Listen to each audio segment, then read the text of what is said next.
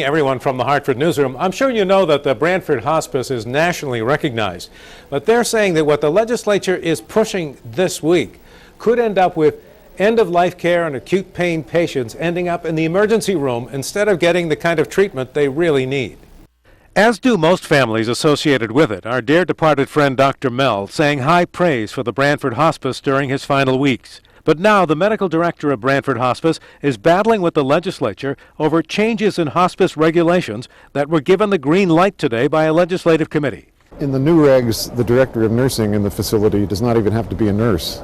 In the old regs, the nurse has to be hospice trained and experienced in order to direct nursing. The federal government has already looked at standards for hospices and has said that yes, we can go ahead with this because they have set the standard for safety and the concerns that you raised. In our facility, I'm often there when the patient comes off the gurney into the bed.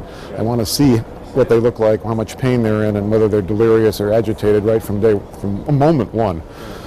The new regs will allow the examination to be done in 24 to 48 hours, which could be past the time of death for some of these patients. For Dr. Mell, Branford was ideal. He lived in the next town, but lawmakers say these regulations will help establish other facilities around the state.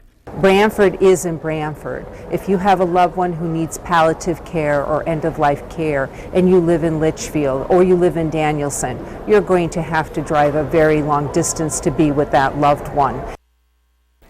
Now, Dr. Andrews also notes that 20 of the state's 31 hospitals have hospice beds and that as many as 200 of the state's nursing homes have hospice beds, so this expansion is not really necessary. Live from the Hartford Newsroom, Mark Davis, News 8.